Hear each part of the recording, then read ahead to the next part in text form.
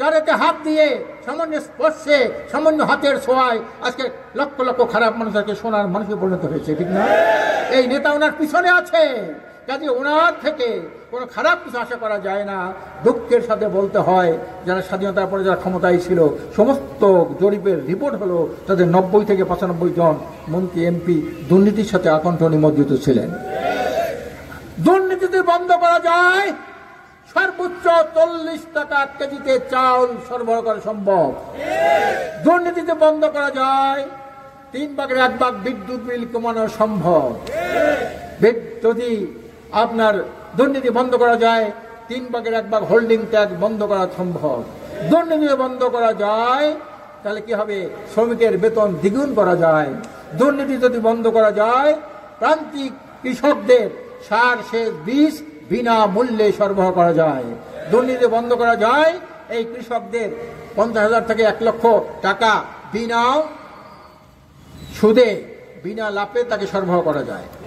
কাজে আপনারা চান ভাগ্যের পরিবর্তন চান তো নাকি? তেঁতুল গাছ লাগিয়ে আম আশা করা যায় না, মাদার গাছ লাগিয়ে কাঁঠাল আশা করা যায় না।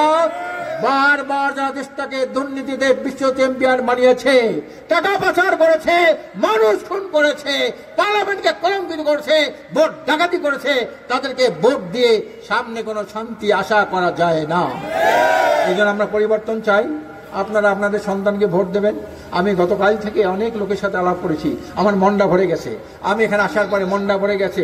কালকের 200-250 হুন্ডায় উনি আমার একটা শোডাউন করলেন, একটা লোক একটা টাকা নিল না। কালকের একটা কর্মী সম্মেলন অনেকে নাস্তার ব্যবস্থা করেছে, ওনার থেকে একটা টাকা নিল না।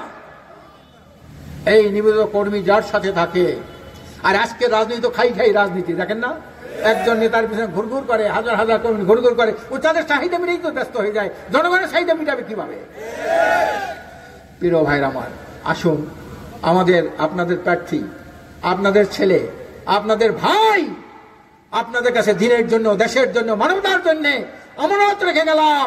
আপনারা যদি আমানত রক্ষা করতে পারেন, এই লোকটাও কিন্তু আপনাদের আমানত রক্ষা করবে ইনশাআল্লাহ। আল্লাহ তাআলা আমাদের সবাইকে সঠিকভাবে কল্যাণের পথে রাজনীতি করার সুযোগ দেব।